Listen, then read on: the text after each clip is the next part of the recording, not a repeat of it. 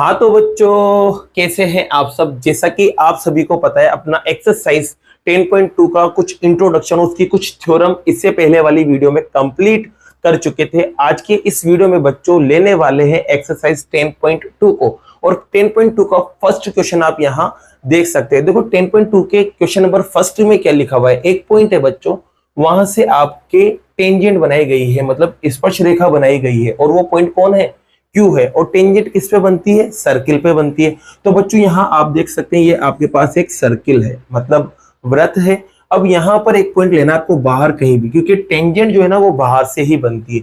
तो कहीं भी एक पॉइंट ले लो जहां आपकी मर्जी है। तो जैसे कि बच्चों में पॉइंट ले लेता हूं यहाँ पर, ये लो मैंने एक पॉइंट ले लिया यहाँ, जिसका नाम क्या देना है मुझे, क्यू, क्योंकि बुक में लिखा हुआ है साफ साफ। अब यहां से मुझे इस पर टेंजेंट बनाना है, मतलब स्पर्श रेखा बनाना है। तो बच्चों जैसे कि ये समझो मैंने यहां से इस पर एक टेंजेंट ये बना डाली, ठीक है। अब इसका जो सेंटर है सर्किल का वो मान लेता हूं मैं क्या है, ओ है। अब ये जो टेंजेंट बनी ना बच्चों, इसकी जो लंबाई है वो कितनी है, 24 सेंटीमीटर है। अब बच्चों आपको पता है कहीं ना कहीं लाइन कट करेगी, इसको कुछ ना कुछ नाम देना ही पड़ेगा। तो नाम दे देते हैं यहाँ पर, इसको अपन पी दे देते हैं, ठीक है। तो इसकी यहां से यहां तक की लंबाई कितनी हो जाएगी, 24 सेंटीमीटर। अब दूसरी बात क्या दे रखी है आपको, जो क्यू है ना, क्यू उसकी सेंटर से जो डिस्टेंस है, मतलब दूरी जो है वो कितनी है, 25। तो क्यू ये रहा, सेंटर ये रहा। तो इनको मिलाओ बच्चों, ये लो मिला दिया मैंने यहाँ पर। मिलाने पर ये कितना मिलेगा बच्चों, 25 सेंटीमीटर मिलेगा। ये भी आपको दे रखा है। अब आपको निकालना क्या है, निकालना है रेडियस, मतलब त्रिज्या आपको यहाँ निकालना है। तो रेडियस बच्चों जब भी आपके पास सर्किल आ जाए और आपको टेंजेंट दे दे तो रेडियस हमेशा पॉइंट ऑफ कांटेक्ट से मिला दो। त्रिज्या को हमेशा यहाँ मिला दो पॉइंट ऑफ कांटेक्ट पे, ताकि आपके पास ट्रायंगल भी बन जाए और आपका काम भी हो जाए। तो बच्चों मुझे इसको निकालना है, यहाँ पर क्या करना है, इस चीज को मुझे निकालना है। अब आपको पता है कि ये टेंजेंट है, ये रेडियस है, दोनों कितना बनाएगी, 90 बनाएगी। और ओपी को निकालना है। तो एक बात आपको पहले भी बताई थी मैंने 10.1 में, जब भी 90 डिग्री वाला ट्राइंगल आ जाए जिसमें 90 डिग्री बन रहा हो और उसकी दो लाइन आपको पता हो, दो साइड्स के बारे में आपको पता हो और एक आपके पास गायब हो, तो आप पाइथागोरस लगाते हैं। तो यहाँ पर क्या कर देंगे, पाइथागोरस लगा देंगे अपन।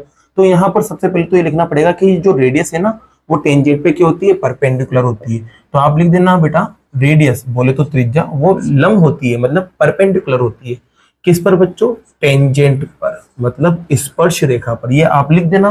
फिर उसके बाद आपको पता चल जाएगा कि OPQ जो है वो कितना होगा, OPQ जो है वो 90 होगा। जैसे 90 होगा तो आप पाइथागोरस लगा सकते हैं, लगा दो पाइथागोरस। तो बच्चों यहां पर अपन लगाते हैं बाय पाइथागोरस थ्योरम। हिंदी वालों क्या लिखोगे, पाइथागोरस प्रमेय से, ठीक है। पाइथागोरस लगाते हैं। तो पाइथागोरस बच्चों होती क्या है, hypotenuse square is equals to base square plus perpendicular square. Hindi में क्या बोलते हैं बेटा, कर्ण स्क्वायर बराबर आधार स्क्वायर प्लस लंब स्क्वायर। जब भी पाइथागोरस लगाते हो बच्चों ये बंदा फिक्स होता है। बाकी इन दोनों को आप कुछ भी ले सकते हो, लेकिन ये फिक्स होता है। और ये कहाँ होता है, 90 के सामने। तो बच्चों 90 ये रहा, 90 के सामने ये वाली लाइन है। तो ये पक्की बात है, ये क्या है, हाइपोटेनस, जिसे बोलेंगे आप कर्ण। और बाकी बेस परपेंडिकुलर किसी को भी मानो, तो आपको फिक्स तो क्या रखना है, हाइपोटेनस मतलब कर्ण। तो हाइपोटेनस की जगह आप क्या लिखोगे बच्चों, यहाँ पर 25, क्या लिखोगे 25। और इस पे स्क्वायर लग रहा है तो यहाँ पर भी स्क्वायर लगाना। अब equal sign as it is. Base किसी को भी मान लो, इसको मानो ये इसको मानो। आधार आप किसी को भी मान सकते हो पाइथागोरस में, मैं इसको ही मैं बेस मान लेता हूँ। तो 24 को मैं यहाँ बेस मान लेता हूँ, मतलब आधार। और ये परपेंडिकुलर जो है वो बचा हुआ रह जाएगा। तो ये बचा हुआ जो है वो परपेंडिकुलर होगा, मतलब लंब होगा बच्चों। तो इसकी वैल्यू आपको पता नहीं है, तो इसका आप यहाँ नाम लिख देना OP स्क्वायर। और यही आपके पास क्या है, रेडियस है, मतलब त्रिज्या है बेटा। अब 25 का स्क्वायर करो बच्चों तो 625 होता है।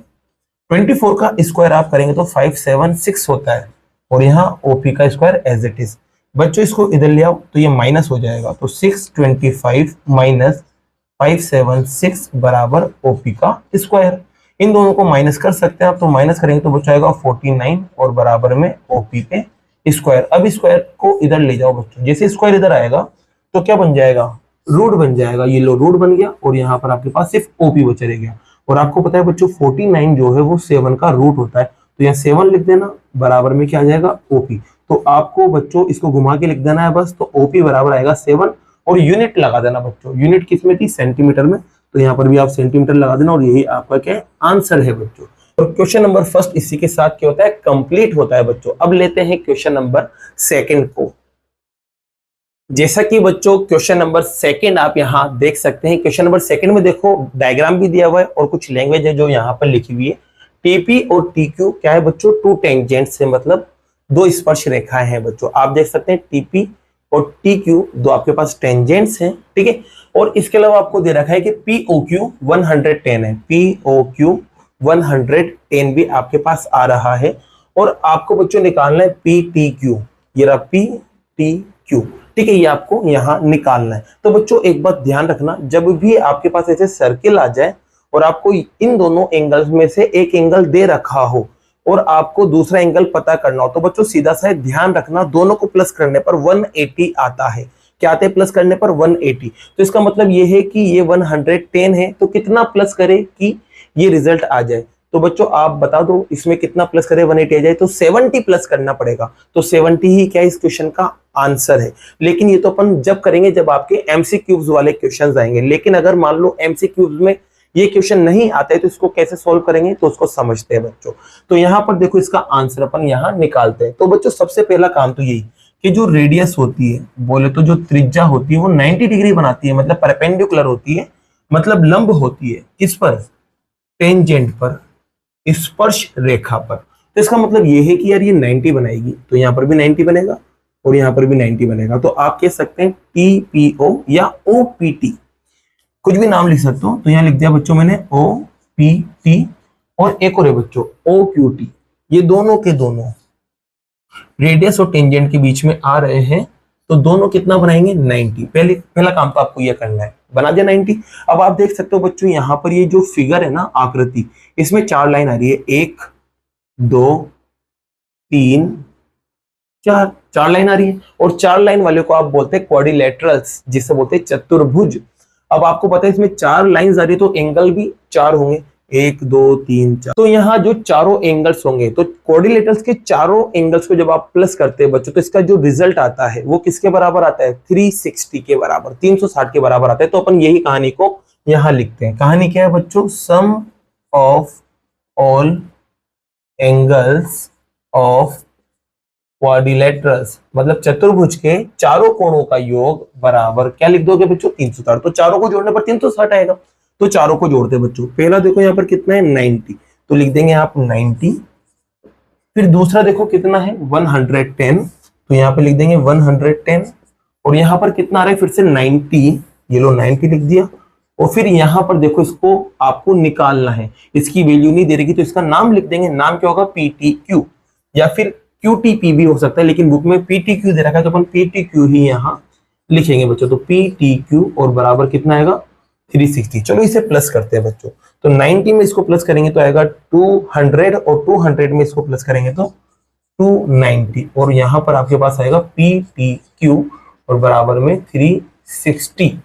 पीटीक्यू को बच्चों जब आप निकालेंगे तो ये 290 उधर जाएगा, तो उधर जाके क्या हो जाएगा? माइनस। बच्चों बस इन दोनों को माइनस कर लो। जैसे माइनस करोगे तो आपके पास आएगा 70 डिग्री, और यही आपका क्या है? आंसर है बच्चों। जिसे कि मैंने आपको पहले ही बता दिया था, दोनों को प्लस करने पर 180 आता है। तो ये 110 था, तो ये कितना रखे कि 180 आ जाए, प्लस करने पर तो 70 रखोगे, और यही आपका क्या आ रहा है? देखो आंसर आ रहा है। तो बच्चों क्वेश्चन नंबर सेकंड इसी के साथ क्या होता है? कंप्लीट होता है। अब बाकी के जो क्वेश्चन है, नेक्स्ट क्वेश्चन, वो नेक्स्ट वीडियो में करते हैं। अगर आपको वीडियो पसंद आई और क्वेश्चन समझ में आए हो बच्चों, तो वीडियो को लाइक कीजिए, चैनल को सब्सक्राइब कीजिए। Thank you so much.